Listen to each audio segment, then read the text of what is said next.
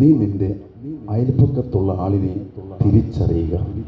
അവൻ്റെ പ്രയാസങ്ങൾ, പ്രതിസന്ധികൾ, ബുദ്ധിമുട്ടുകൾ അവൻ്റെ പാപകരമായ ജീവിതമാകാം, അല്ലെങ്കിൽ പുണ്യപ്പെട്ട ജീവിതമാകാം, എന്തു തന്നെയായാലും അത് അളന്നറിയാനുള്ള ഒരു ഉൾക്കാഴ്ച പ്രിയപ്പെട്ട മക്കളെ നമുക്കുണ്ടാകണം.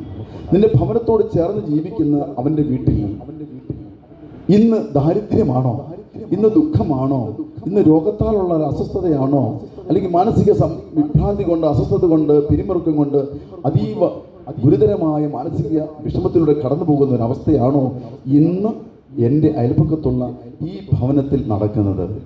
ഇത് തിരിച്ചറിയാനുള്ള വലിയ ഒരു ഉൾക്കാഴ്ച നമുക്കുണ്ടാകട്ടെ. അതുകൊണ്ട് റോമർക്ക് എഴുതിയ ലേഖനം 5-ാം അധ്യായത്തിൽ പൗലോസ് ശ്ലീഹ ഇത് വളരെ മനോഹരമായി കാണിക്കുക.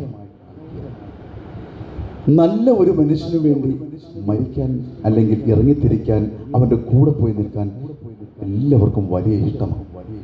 പുണ്യം ചെയ്യുന്ന അല്ലെങ്കിൽ നല്ല നാട്ടുപ്രമാണിയായ അല്ലെങ്കിൽ പെരുമയുമൊക്കെയുള്ള ഒരാളുടെ ഭവനത്തിൽ ഒരു കാര്യത്തിന് വിളിക്കാതെ ആണെങ്കിൽ പോലും പോകാൻ വലിയ സന്തോഷമാണ്.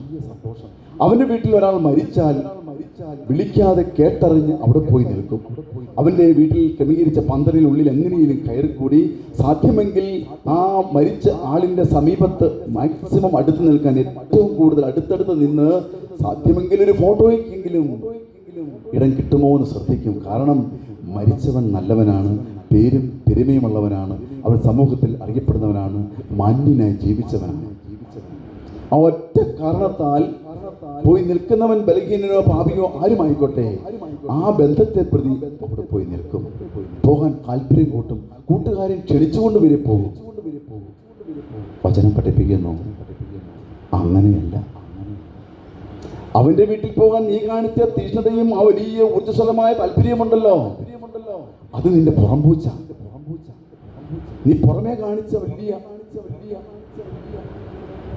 സന്തോഷത്തിന്റെ പ്രതീകമാണ്. അതല്ല നടക്കേണ്ടത്. പൗലോസ് ശ്ലീഹ കാണിച്ചു തരികയാണ്. അങ്ങനെയാണെങ്കിൽ കർത്താവ് യേശു മിശിഹ മരിച്ചത് വെറും പാപികൾക്ക് വേണ്ടി, ആരും ശ്രദ്ധിക്കാതെ കിടന്ന വിജാതീയന് വേണ്ടി, ആരും ശ്രദ്ധിക്കാതെ കിടന്ന പാപത്തിൽ വീണവർക്ക് വേണ്ടി, പൂർണ്ണമായും തലയിൽ കൊണ്ടു നടക്കുന്ന ഭാരമേറിയ ജീവിതത്തിന്റെ ഉടമകളായി ജീവിച്ചവർക്ക് വേണ്ടിയാണ് കർത്താവ് യേശു മിശിഹ മരിച്ചത്. യഹൂദ പാരമ്പര്യത്തിലെ മുതിർന്ന ഗണത്തെ പ്രതിയോ അല്ലെങ്കിൽ ഫരീസയ സദൂക്കയ വർഗത്തിന് വേണ്ടിയോ അല്ല കർത്താവ് യേശു മിശിഹ മരിച്ചത് തീർത്തും അവഗണിക്കപ്പെട്ടവർക്ക് വേണ്ടി, തീർത്തും ബലഹീനരായവർക്ക് വേണ്ടി, പൂർണ്ണമായും തകർന്നു പോയവർക്ക് വേണ്ടി, സമൂഹത്തിന്റെ ഏറ്റവും അടിത്തട്ടിൽ വീണുപോയവർക്ക് വേണ്ടിയാണ് കർത്താവ്